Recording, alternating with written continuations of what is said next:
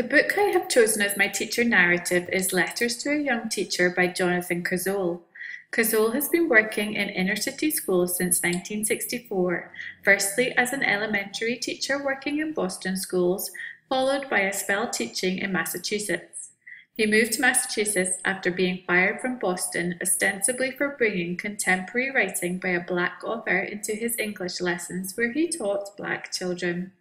Kozol wrote a seminal book about his experience as a first-year teacher titled Death at a Young Age.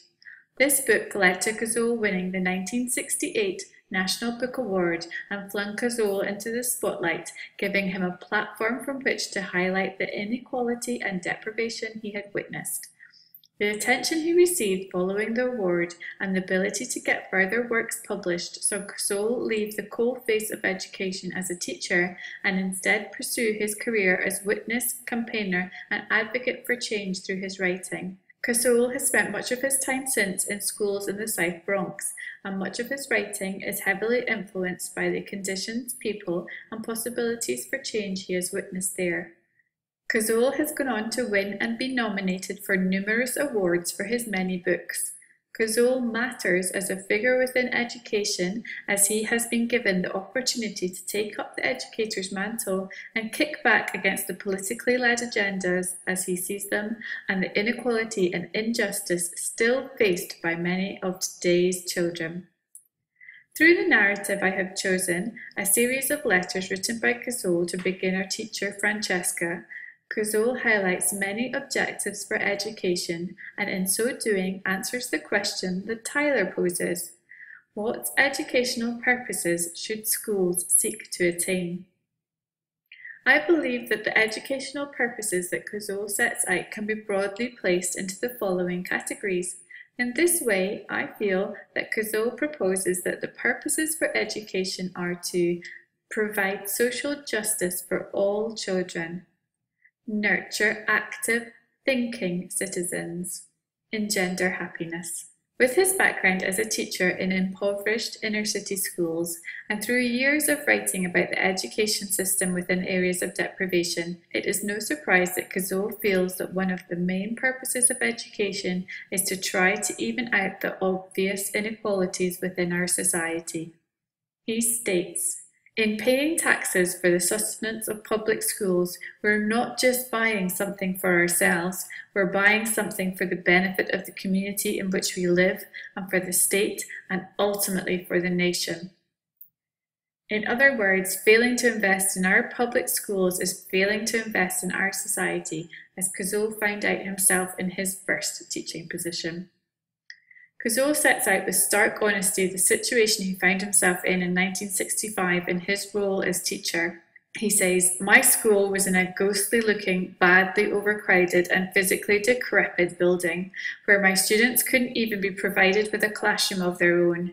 We had to share an undivided auditorium with 35 other children in another fourth grade class, and with a choral group and sewing class, where fifth grade girls, all Black, were taken out of academic classes for an hour every day to learn to sew on old machines like those my grandmother uses." The point here, apart from the obvious disgust felt at the lack of investment and therefore value placed in these children's education, is the fact that young girls are being assigned to a life of menial labour in sewing factories, with all the ensuing working conditions and low wages that entails because of the colour of their skin.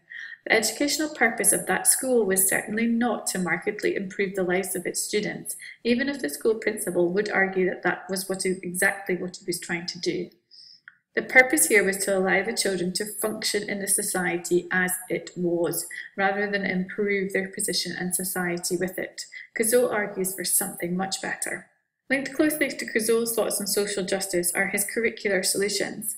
Kozol argues that the purpose of education is not to view children as empty containers to be filled up with adult-led knowledge, but instead Kozol feels that one of the main purposes of education is for children to be educated to think critically about their own beliefs, to think critically about what they are being taught, and to use that critical thinking to analyse what they see around them to be the truth.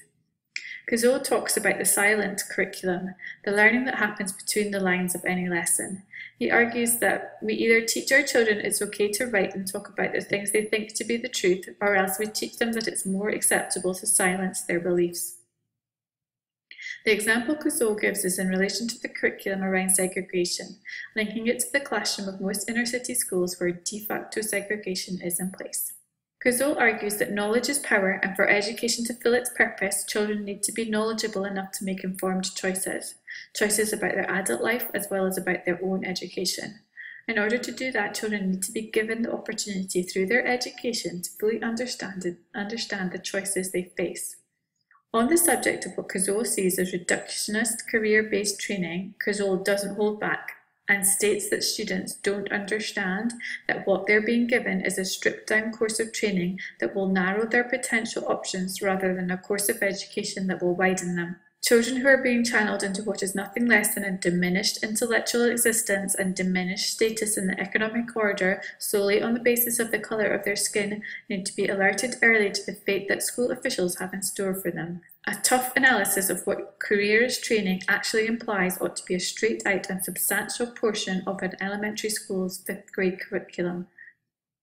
In this way, one of the main purposes of education is for children to be able to make informed choices, both as students and as adults. Cazot goes on to argue the importance of helping students see that our society isn't set in stone and that it is far from perfect, that they have the ability to improve their lives and the lives of others by engaging with democracy and their community. He says, I think we have an obligation to empower those we teach to understand that this democracy is very much a work in progress, and that if they can't achieve the skills to take an active role as citizens in struggles to bring progress in their grown-up years, the injustices they suffer now will never change. So for Cazot, one of the main points of education is for children to develop skills to enable them to improve their situation and potentially the situation of others. Under the concept I have labelled as engender happiness, I see Cazot refer time and again to the importance of creating a joyful curriculum. He says, teachers of young children do one of the best things that there is to do in life, bring joy and beauty, mystery and mischievous delight into the hearts of little people. Throughout the text, Cazot refers to fun, to happiness, to wonderment. He says, you asked me whether anyone I know who's setting education policy these days ever speaks about the sense of fun that children have or ought to have in public school. The truth is that in all the documents I read that come from Washington, where goals are set and benchmarks for performance of our students are spelled out in what is usually painstaking detail, I have never come on words such as delight, or joy, or curiosity. He goes on to say, there is no happiness index for children in our public schools. Perhaps there ought to be. Within this statement, I read that Cazot feels that the purpose of education is to foster happy individuals who enjoy learning for life. Cazot also states clearly that the purpose of educators is not simply just to educate their students, but they also have a responsibility to advocate for them, to be the child's voice when they have none, and to protect them from harmful practices, such as, in Cazot's opinion, high-stakes testing. He says, at the very least, teachers ought to make it clear to every child in their room that high-stakes testing is, at best, a miserable game we're forced to play. If teachers cannot figure out a way to do this, it is possible that they should not remain within the classroom. Cazot is just as clear when it comes to stating what the purpose of education is not. In his mind's eye, it is not about creating worker ants and subservience for the world of business. We have a major battle now ahead of us, not just about the tone and style of a child's education, but about the purposes it should espouse and whether we, as teachers, need to go down on our knees before a brittle, business-driven ethos that is not our own. We need the teachers who are coming to our classrooms making up their minds, before they even get here, which side they are on. Where Cazot encourages us to be advocates for our students, he is also our advocate. So what side are you going to be on?